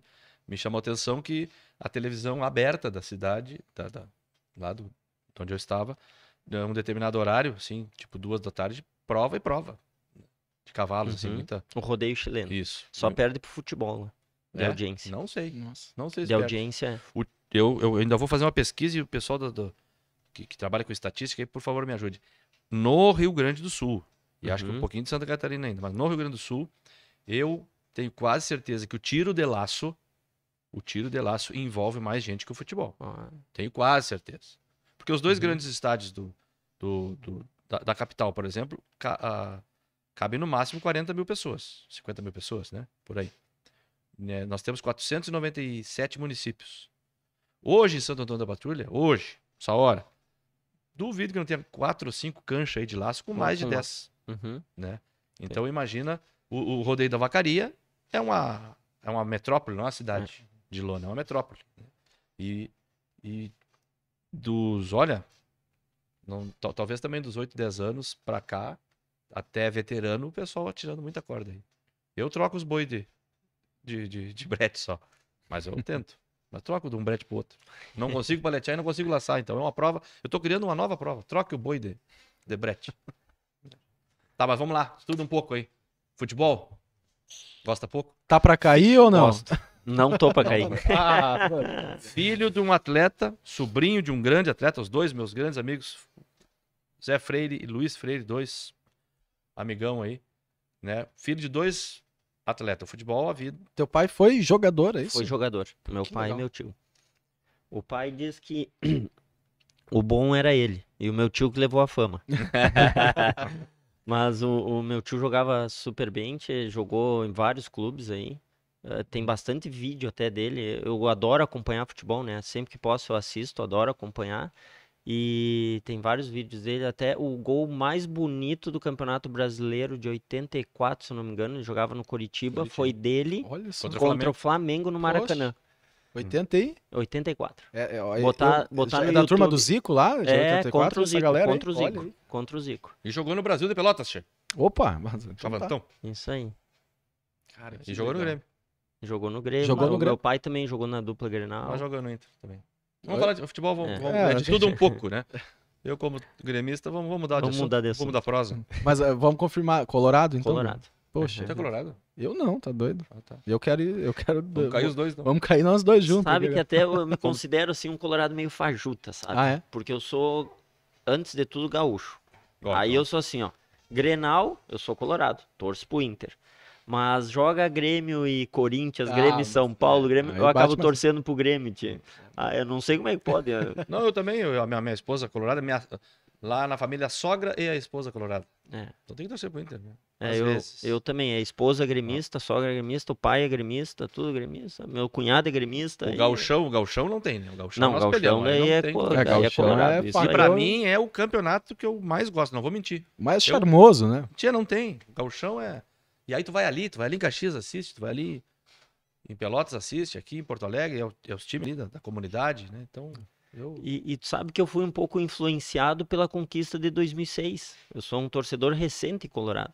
Começou Fui há pouco bem tempo. influenciado Tá na mais tempo conquista. treinando. Eu não era tanto assim tão fanático. Antes, fanático, eu digo como torcedor, assim, sabe? Gostava de assistir tudo. É Brasil, eu às vezes pergunto pra alguém, o que tu é? Eu sou Brasil. Sou Brasil, eu gostava de assistir. Na época, até uma época que eu morava em Caxias, ali, nós estamos falando em 93, 94, meu tio treinou o Caxias, e aí eu gostava de ir em todos os jogos, gostava de acompanhar, ia nos treinos. Na época, o centroavante do Caxias era o Washington. Washington, coração. Isso aí. Coração valente, né? é. E aí lembro muito de o zagueiro, era o Turra, que hoje era auxiliar do Filipão. Ah, não, eu ia dizer que o Indy, mas o Indy era Juventude, né? E, bom, acompanhei muito ali, assim. E eu acho que daí o meu tio acabava trocando bastante de clube, como é o caso de todos os treinadores aí, né? Tu acaba ficando... O Filipão treinou também em Portugal, né? E aprendeu a falar alemão, né? Em Portugal. Não, naquela Copa de... Levamos 7 Ah, ali, né? Ele diz que tem cenas dele dizendo Deutsche, Deutsche. Essa eu inventei agora, não teve graça. A gente ri pra não perder o amigo. Mas Dá pra cortar na edição ou não? Não, essa já era. Desculpa, Filipão. Essa eu vou fazer o corte pros cortes do podcast depois.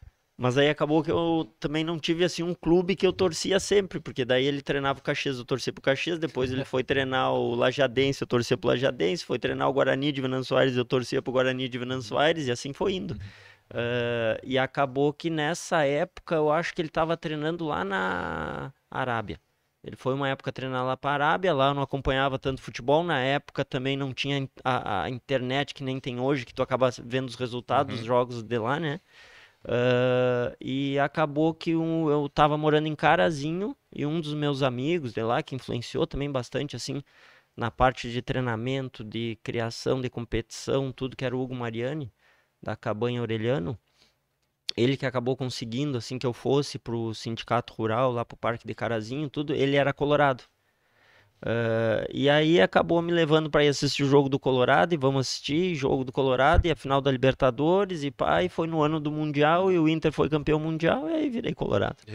Depois, vindo para cá, para Santo Antônio, o Sérgio Turra, nosso deputado, colorado, também acabou me levando pro estádio. Eu tenho meus primos que moram em Porto Alegre, são colorado, me levaram pro estádio, aí acabei virando colorado. Se depender de mim, tu vai torcedor do Jaú, então. Logo. Nós vamos indo pro Jaú aí. Vamos ali pro Jaú, tá? Inclusive tá disputando o campeonato Sub-20, Sub-17. Muito bem. Abraço aí, gurizada. E a direção do Jaú aí. Alecrim, abração. Doutor Maurício, que é o grande incentivador da categoria de base. Eu sou apaixonado pela categoria de base também. Ver a gurizada seguir passo a passo ali, bom. né? É bom, e acho que a gente tem que torcer pro time da nossa cidade, né? É bom Sempre, ter um time na cidade competindo. E imagina se esse time, e isso depende muito de todas as forças políticas privadas da cidade, e é muito importante a gente chamar essa atenção. Se todo mundo apoiar, logo o Jaú pode estar disputando uma copinha. Uma divisão de acesso, segunda divisão. Uma coisa leva a outra, né? E daqui a pouquinho tá jogando contra Grêmio e Inter aqui dentro. Isso aí. Né? E pega uma Copa do Brasil, uma Série D, já a visibilidade da cidade e tudo mais. Tudo isso, muda. Fomenta tudo, né? Cultura, turismo, esporte, de todos os lados. Mas de tudo um pouco, né? Voltando. E o beach tênis? Como é que é esse negócio agora? Da Isso rédea aí, pra raquete. Pro beach tênis. Isso aí tá uma febre, né? Eu acho que em todas as cidades. Eu achava que era só aqui em Santo Antônio, mas é Então, em todas as cidades. então minha vacina deu pra tudo, que eu não pego essa febre. Mas tu não faz nada de esporte, né? Faço. O quê? Alterocopismo. Sou bom, inclusive. Tô Sabe- parado, mas sou bom. Tá certo. Tô no departamento, tô na DM. Tu tá no DM. Há muito tempo, né? Não, tô no departamento médico só esse mês. Em novembro volto com tudo. Opa, olha aí. Já recebi alta.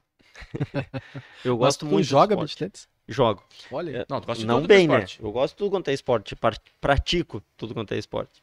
E sempre gostei, assim, de futebol, vôlei. Quando eu vim pra cá em Santo Antônio, que eu morava lá no Canto dos Guilhermes, não conseguia jogar, mas em Carazinho eu jogava. E quando me mudei aqui pra cidade, que hoje eu moro aqui na cidade, em 2017, ali, 16, 17, eu comecei a jogar toda segunda. Toda segunda eu jogava um futebolzinho ali de noite. Ainda jogo. E um tempo pra cá, um ano pra cá, minha esposa começou no beach tênis. A gente jogava às vezes vôlei, joguei vôlei já aqui na cidade, às vezes para brincar, assim, é bom praticar o esporte. E ela do vôlei migrou pro beach tênis. E o bem quando começou uma febre de beach tênis aqui em Santo Antônio, começou bastante jogos, tudo, e ela começou a ir para campeonato. E ela joga hoje 8 vezes por semana. É beach tênis para cima e para baixo. Trabalha 8 vezes por semana. 8 vezes por semana. Tem um dia que joga 2. Eu acho que é 9 vezes por semana, porque tem uns 2 dias que ela joga 2 vezes. O Guto treina 13 vezes por semana. Olha só, segunda-feira ele joga um futebolzinho. E aí ele treina cavalo a semana toda e de quinta a domingo, prova, que é uma adrenalina que é em alto nível. Aí segunda-feira ele dá uma treinadinha no cavalo de manhã e de tarde e joga futebol. Eu cansei como podcast. Então, ficar uma hora entrevistando esse eu cansei de subir a escada aqui pra chegar no estúdio. E acabou que eu fiz um treino até um tempo atrás, um ano atrás, assim, não tinha gostado tanto. E há um mês atrás aí eu comecei de novo a ir junto com ela no beach. Depois que teve a final do freio, eu acabei acompanhando ela numas 2 competições que ela foi de beach. Aí para não ficar só olhando, comecei a jogar também junto. E agora comecei a treinar e Pegou a competir. febre. Peguei a febre. Tá, e cozinha?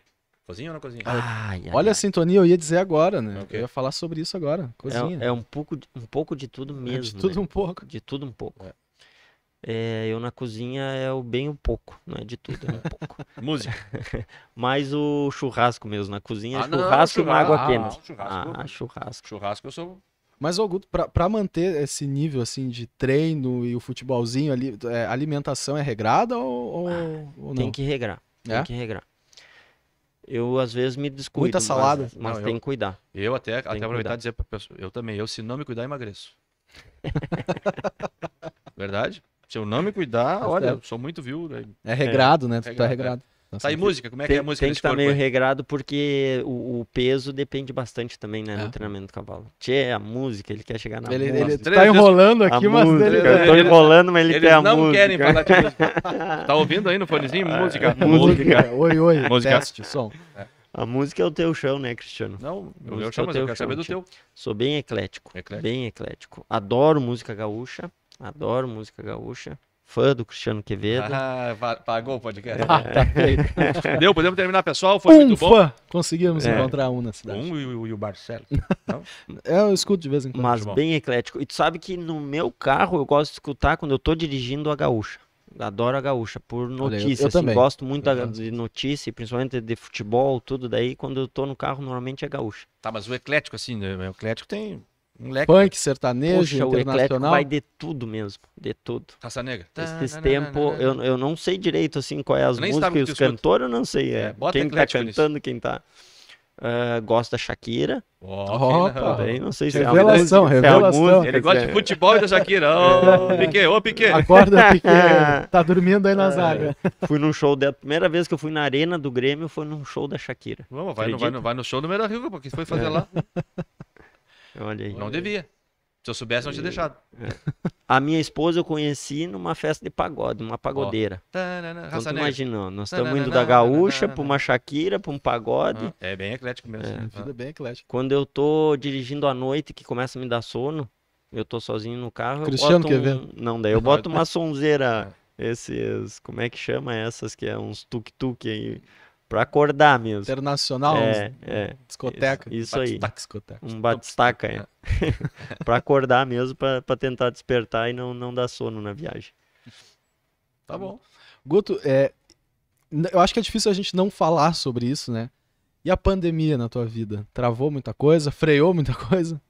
Tu sabe que teve um primeiro momento que sim, né? Aquele primeiro momento lá o ano passado, né? Que foi em 2020, em março ali. Pra variar, eu tava no meio de uma prova, né? Não seria diferente. Não seria diferente. Nós estávamos no meio da prova e teve que parar a prova, às pressas. Mandaram parar a prova e todo mundo sair.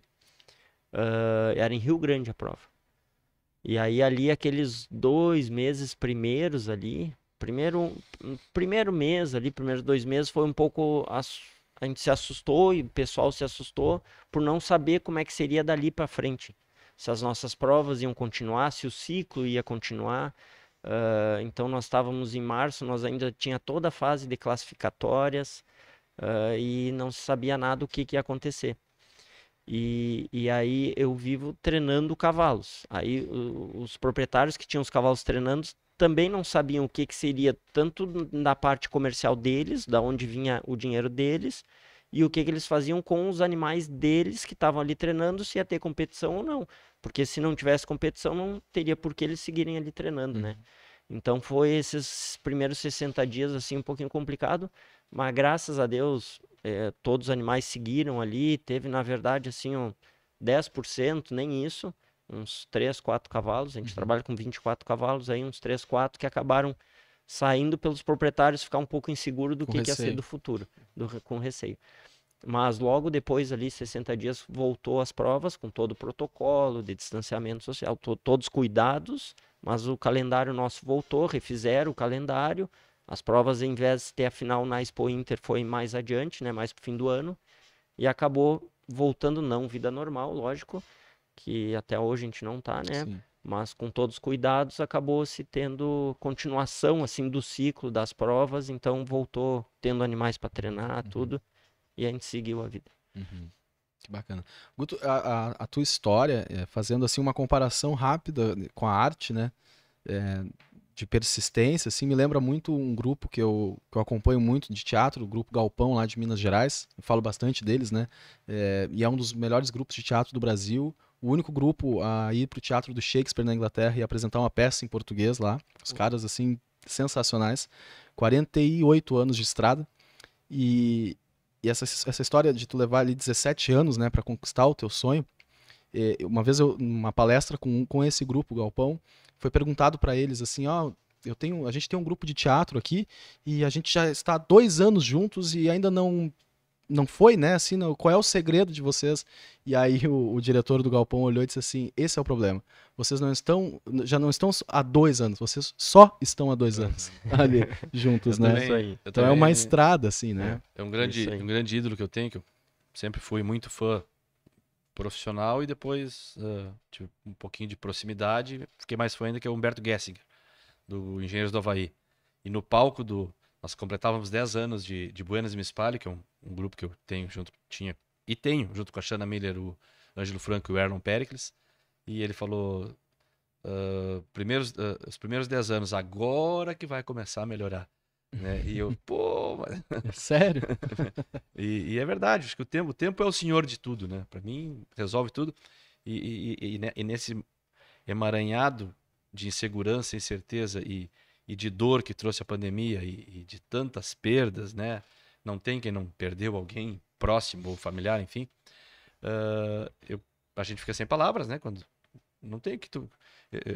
Eu lembro que às vezes tão apavorado que a gente fica quando alguém perde alguém, né? Que tu diz, tudo bom? Como é que vai estar tudo bom, né? Liga pra pessoa, oi, tudo bom? Não tá tudo bom, né? Mas falta a palavra. Impossível a pessoa que está preparada, mesmo que a perda seja, né, natural, todos nós perdemos um dia alguém, mas aí eu sempre me vem uma frase boba, mas acho que faz sentido, que é a questão até o momento bom passa rápido, né? Então, o tempo é o senhor de tudo. Tudo passa. Tudo passa. Né? E o Guto hoje, né, Bruno, nos trouxe assim, uma experiência de vida que é inspiradora, não só pro cara que segue o teu rumo, né? De ser um grande treinador, um grande domador, um grande ginete e chegar à conquista de um freio de ouro. Mas, assim, a persistência, a coragem, né? Porque toda escolha é uma renúncia. Quantas vezes tu renunciou tanta coisa, né? Como já falamos aqui, para seguir ali. E aí vence o freio de ouro. Depois vence mais outras vezes. E agora eu pergunto para ti novamente sobre o teu sonho, é vencer novamente o freio de ouro. É seguir o teu trabalho, é seguir naquilo. Embora seja um dom também, é uma conquista que tu teve pela tua persistência, por né, enfim, honrar todos que passaram na tua vida, que te deixaram um pouquinho, né? Mas isso é inspirador. Então, eu acho que o De Tudo Um Pouco hoje inicia aqui e a gente quer muito que vocês nos acompanhem, vocês nos dê aí a sua opinião através das redes sociais, do De Tudo Um Pouco, ou do Bruno Barcelos, ou do Cristiano Quevedo. O Guto Freire também vai estar nos auxiliando aí na audiência e na divulgação desse programa. Mas assim, acho que cumpre sua missão, né? Estamos realizando um sonho, hein? Nossa, falta palavras, assim, Guto, pra te agradecer por ter topado sentar aqui com a gente e ter essa experiência pela primeira vez, assim como a gente, né? E estamos sim realizando um sonho. Fui picado juntos, fui picado pelo bichinho aqui do podcast. Poxa. E vai ser difícil parar agora. Poxa, Agradecer o Pomier, né? Que Obrigado, sem ele. grande Palmeiras. Agradecer o estúdio tanto, a gente aponta pro outro lado, porque tá lá o nosso diretor, Guilherme Vargas, e é sócio, é parceiro aqui, né? Depois vai nos puxar as orelhas. Ele topa as loucuras também. Topa todas as loucuras e depois vai puxar as orelhas, né? Da gente. Se mexeu demais, balançou demais. Eu que agradeço aí vocês a ser o primeiro entrevistado. Muito feliz aí pelo convite. Ser o Tá, primeiro entrevistado aí. Foi legal mesmo? Muito Podemos legal. gravar então agora, porque até agora Tá. Não, Vamos lá, agora então? Até agora era teste. Só Vamos vamos lá. fazer o seguinte. Até agora era teste, mas vamos. Tá tudo muito bem, só pelo amor de Deus. A do pônei, não. Eu vou sonhar com pônei. Né? Pô, eu tenho medo de pônei, eu tô com sério. medo. Eu tô com medo de acordar e tem um pônei do meu lado e faça. Sério. Por que eu fui falar o monstro que eu criei É. aqui agora nesse podcast? Eu vou comprar um pônei. Por o favor, Não, nós vamos lá visitar o Guto, eu vou O- perder o medo é. de cavalo. A única. Quando termina o podcast, eu descubro que não aguento mais de tipo relacionamento. Dor nas Compro um pônei. Né? Entro com um pônei aqui, o Bruno sai fora. Eu acabou, pulo acabou, da né? janela aqui. E eu boto um pônei do meu lado. Acabou. O único podcast que é só eu e o pônei. E Cristiano adivinha Quevedo. como é que vocês chamaram o pônei? E o pônei, qual é o pônei? Não. Barcelo. Pônei Barcelos. Gente, obrigado a todos os que estão aí assistindo a gente. Vai pra rede social, segue a gente lá, manda um comentário, como é que é? Feedback? Manda um feedback. Faz um aí. feedback. Depois aí. eu vou descobrir o que é um feedback. Mas, Tá, não, mas depois faz isso. procura no Google aí. É. Guto, de novo, de coração, obrigado por topar essa com a gente. Tá? Eu que Muito agradeço. obrigado e volte sempre, as portas estão abertas aqui. Obrigado. Quer Valeu, dizer gente. alguma coisa? Parabenizar a gente, não dá? Mandar um abraço a todos aí que estão nos assistindo. Um abração a todos. E agradecer de novo aí vocês pelo convite. Muito obrigado. Meu. Te anima a voltar? Oh, com certeza. Com certeza não. Faltou muita história por Faltou aí, muita né? coisa. Poxa, Então, faltou vem aí muita coisa. o novo podcast. De tudo muito. Pode ser. De tudo um pouco, de tudo muito. Exatamente. De tudo Muita muito. coisa. Há pouco eu tava lembrando que nós nem falamos do Quaresma. O Quaresma vai assistir e vai ficar bravo com a gente. Romaldo Romaldo. Romaldo. Quaresma. Que tem praticamente um capítulo nesse livro. aí do Guto Freire. E ele faz parte da minha história, porque o primeiro cavalo que eu montei que não era da minha propriedade era do Romaldo Quaresma. Romaldo Quaresma. Romaldo Quaresma, missioneiro, mas radicado em Passo Fundo. Isso aí. Também é rédea Esse é curtíssima. treinador, domador, Cantor. músico, de tudo. Completo. E não Esse é completo. e impossível, melhor anfitrião do mundo, Isso aí. né? Larga o cara do sítio, lá faz uma carne e eu gosto a melhor frase do Quaresma pra mim é assim, no dia que a gente tá indo pra Passo Fundo, ele liga, 7h30, 8 da manhã, e ele sempre diz a mesma frase: venha e venha com sede. Me leva junto na próxima aí, por favor. Tá, meu irmão? Obrigado. Valeu, Eu que gente. agradeço. Começamos bem. De Começamos tudo um bem. pouco. Guto, brigadão. Valeu, Isso aí, gente. Show. Aê. Obrigado, pessoal. Nos acompanhem nas redes, sigam a gente e até a próxima. Valeu!